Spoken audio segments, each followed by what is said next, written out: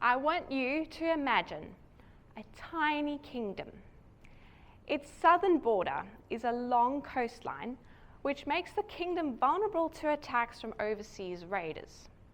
To the north lie several other kingdoms, but all of these are controlled by Danes, who are foreign invaders who have slowly but surely defeated all of these kingdoms and would like to take over this tiny kingdom too.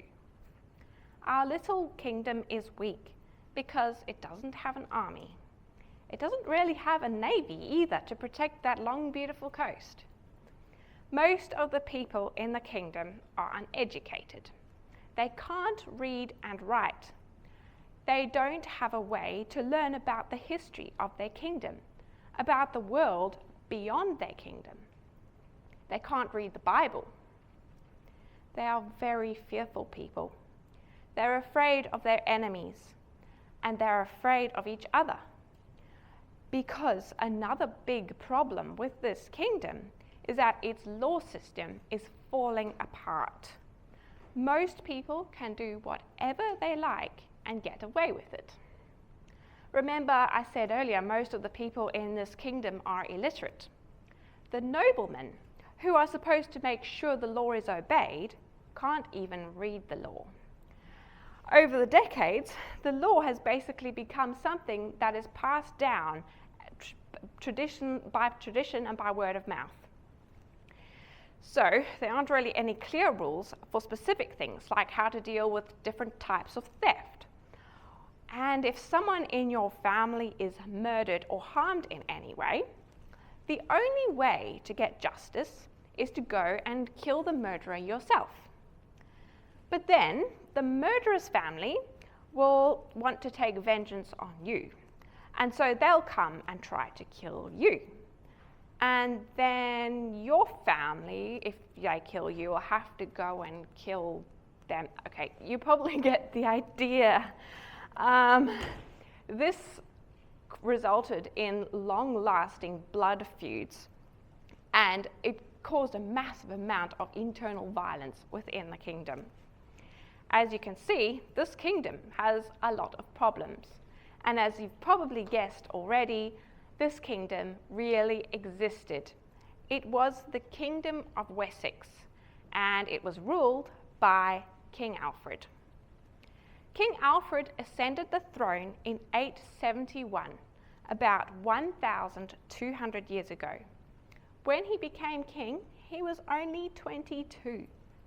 For the first years of his reign, he spent most of his time trying to keep the Danes at bay. As I said earlier, they had taken over all of those northern kingdoms. At that time, England was divided up into many different kingdoms, as you can see in the map in your brochure. And most of these kingdoms, well, by the time of King Alfred, Wessex was the only one of these kingdoms that was still free from Danish rule.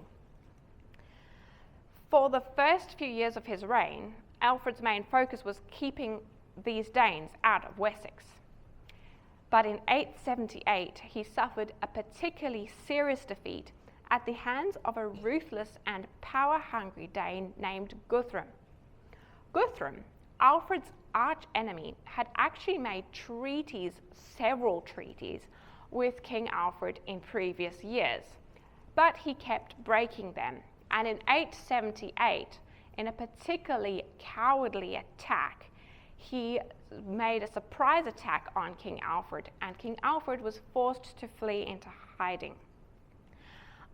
It looked like Wessex had been taken too.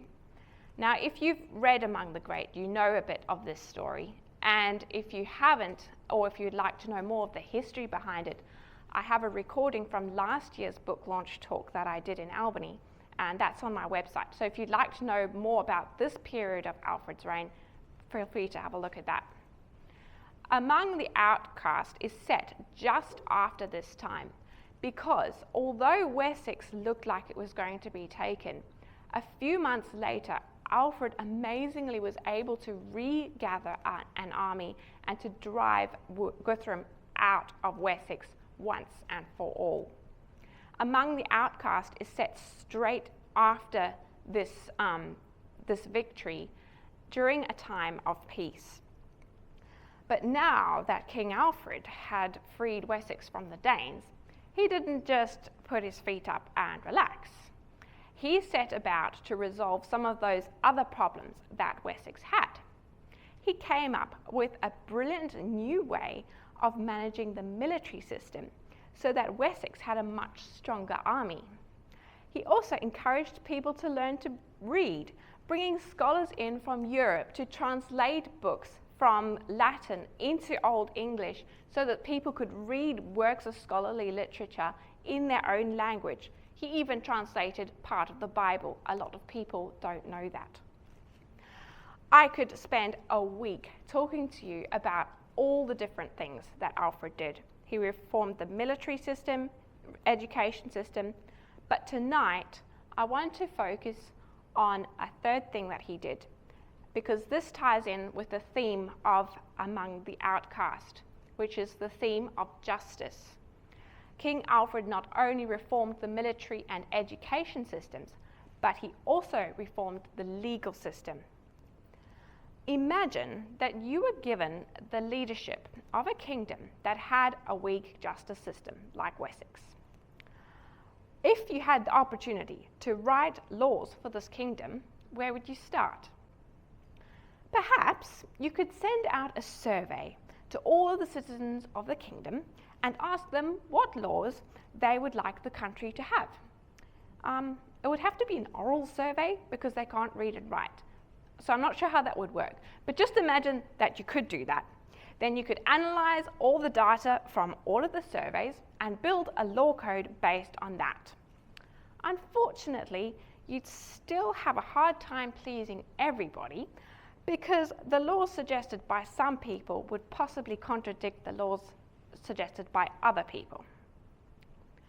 So perhaps it would be better to just sit down at your royal desk, pick up your royal writing implement, and write down whatever laws came into your head, hoping that they would be effective and that your councillors would approve of them. Or, if that failed, you could decide that a law system is a bad idea anyway, because it's impossible to have a perfect law code that keeps everybody happy. You could just let the people follow their hearts and do whatever felt right to them. If you did that, you might find yourself assassinated fairly quickly, as someone intelligent and ambitious would probably quickly realize that as there is no law against murdering rulers, he could comfortably assassinate you and take your place. So, what did King Alfred do? Well, none of the above. One of the things that I love so much about Alfred was that he wrote a lot, and we can still read some of his writings today. So we don't have to guess how he went about making a law code for his system. He actually explains it himself in a long introduction to his law codes that we still have access today. I want to read you a bit of that introduction because if we have King Alfred's words, why not let him speak for himself rather than me telling you what he said? So, here goes. I'm going to start at the very beginning of Alfred's law code. These are the first words. Druten was sprechender das Wort to Musa and das quath. Ich druten den God. Ich the ut Yelada of Egyptolanda and of Herora Theodoma. Okay, that was Old English. Our language has changed a lot over the past 1200 years. But thankfully, we have experts who have translated Alfred's work from Old English into modern English. So let me start that again. The Lord was speaking these words to Moses and said this, I am the Lord your God. I led you out of the land of the Egyptians and out of their bondage.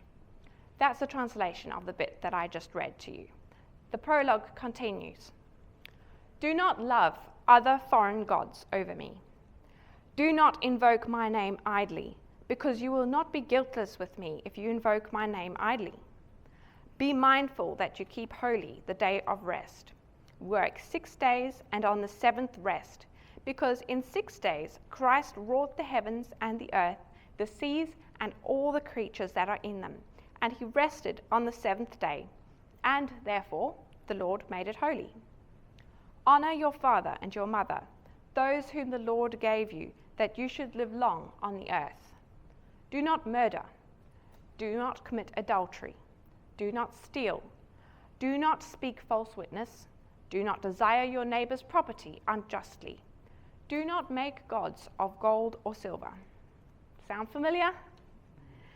This is King Alfred's paraphrase of the 10 Commandments found in the Bible in the book of Exodus. The prologue continues, but it's very long, so sadly I can't read it all to you tonight. Alfred lists some more laws from the Bible, and then he goes on to talk about how when Jesus Christ came, he didn't remove or suppress those laws, but upheld them. King Alfred explains how after Christ's death and resurrection, his disciples spread the news of what Christ had done throughout the known world. I love it how Alfred makes this so personal for his own people and for himself by saying, after that, that's after the ascension of Christ, it came to pass that many nations accepted the faith of Christ. Then many synods, a synod is a meeting of church leaders, by the way, were assembled all over earth, even as far as among the English, who then accepted the faith of Christ. Now, to us, England doesn't seem that far away from Palestine and Rome and all of those areas, but for King Alfred, that was a very long way. He explains that these meetings of church leaders began to write down the various laws, and then ends his introduction with this paragraph that is on the back of your brochures.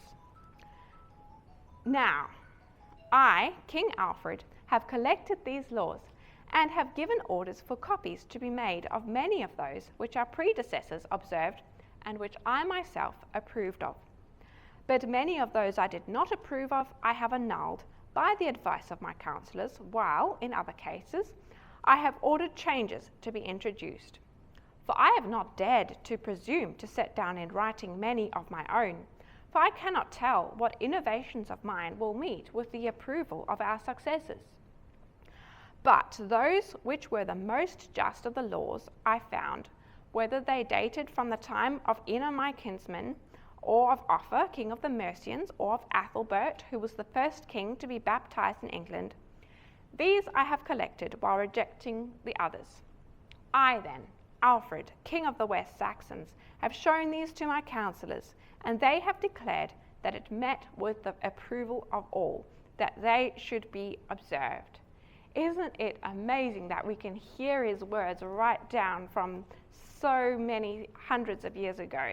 I just think it's so awesome.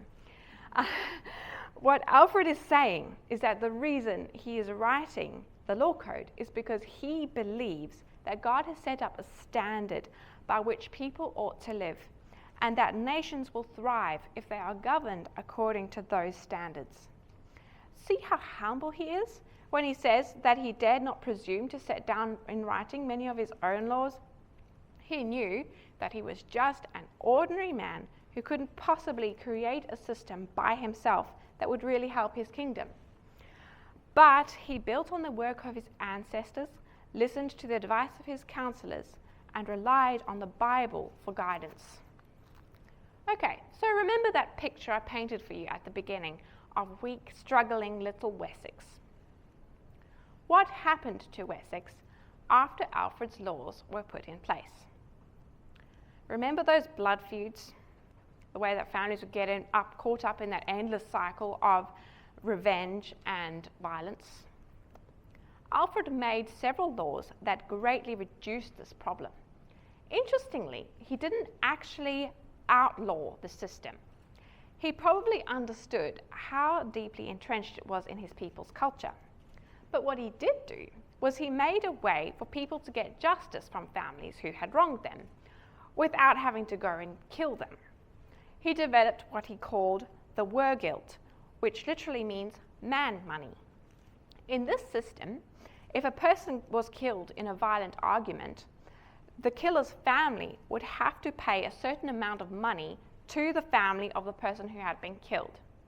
Now, to us, this seems like a bit of a strange way to solve the problem, but it did help to stop that continual cycle of, if you kill my family member, then I will kill your family member. Because once the money was paid, the feud was over. There's nothing to fight about anymore. Alfred did also make a few specific laws to end certain types of feuds that were related to certain types of crimes. Now, remember how the law was enforced by illiterate noblemen who couldn't actually read the law?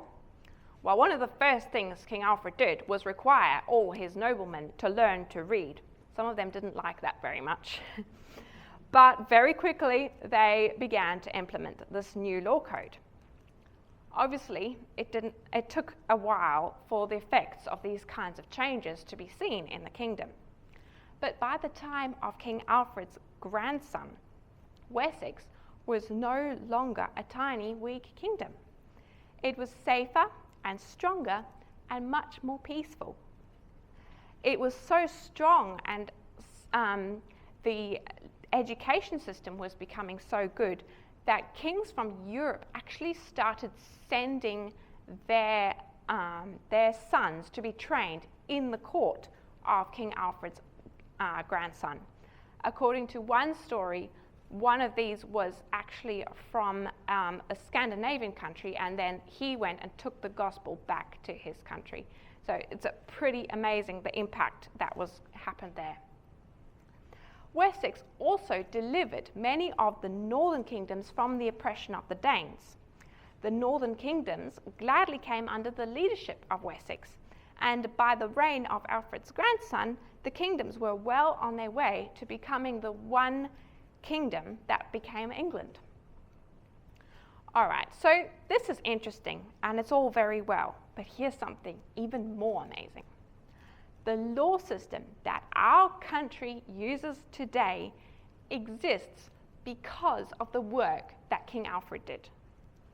Of course, the laws themselves have changed a lot over the years, but Alfred laid the foundation for what we call the common law, a system that is used in Australia, the USA, Canada, and all the other countries that were colonies of the UK, including India and Pakistan. In Australia, we have two types of law. We have statute law, which is made up of laws passed by Parliament, and then common law. The common law is unwritten law that has been developed over the centuries by judges on a case-by-case basis. It's a little bit of a complex thing to explain in one talk, so you're welcome to go and research it more. But that's basically what it is. Now, judges do make mistakes, so you can see how the system could go wrong very fast. But because of the work Alfred did, our common law has been based on the Bible mostly, even when judges did not necessarily consider themselves Christian. The historian Mike Spencer, who wrote a history of Australia called One People, One Destiny, expresses it a lot better than I can. He says, "One powerful pillar of individual freedom in Australia is the common law. This is not the laws that are made in Parliament, which we call statute law, but rather the much greater quantity and quality of laws based on the decisions of judges down through the centuries. These laws have been largely based on the Bible, as judges have sought to put into practice the 10 Commandments.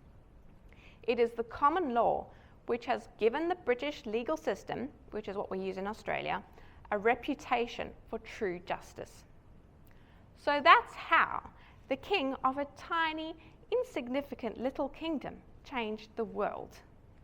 But really, it wasn't Alfred so much it was the Bible on which he based all his laws and values. As I've studied King Alfred, one of the things that has really stood out to me is the way that he really just wanted to serve his kingdom. He didn't do any of this so that he would one day be called Alfred the Great. In fact, great isn't even an Old English word. He wasn't trying to change the world. He didn't even know Australia existed. But he saw the need of his kingdom. He saw how his people were getting so confused and lost as they tried to figure life out without anything to guide them except their own feelings. He saw how fear of their enemies, fear of the future, fear of each other had come to rule in his subjects' lives, and he saw a way to serve them. And that's what he did. Now, I'm nowhere near as gifted as King Alfred, and I certainly don't have the extent of influence that he had. But in one sense, my mission is similar to his. I'm here to serve. I'm here to serve you. Being an author, getting published, standing up here and doing a talk, all of this looks quite glamorous, I know. But it's not about what it's about, and I can tell you it's not the whole picture. This is not about me. If I could think of a better way to talk to you about King Alfred without standing here and talking to you about King Alfred, I would. But I unfortunately haven't thought of anything better than that yet. So I stand here today because I want to serve you. I've always loved stories. I remember how I felt when I had finished reading one of my favorite books for the first time. I felt refreshed, encouraged, inspired. I had renewed energy to go and face the challenges of life. And my greatest wish and prayer is that my books will do the same for you and your loved ones. Thank you so much for listening and for being here. I hope that as you think over King Alfred's story, and perhaps go and do more research yourself, I've only just scratched the surface, you will be encouraged by the story of this amazing man. His life stands as a testimony to the power of quietly, perseveringly serving in the area of life in which you find yourself. No, you might not write a law code that will set the course of a nation's history, but don't ever, ever underestimate the power of faithful service. Thank you.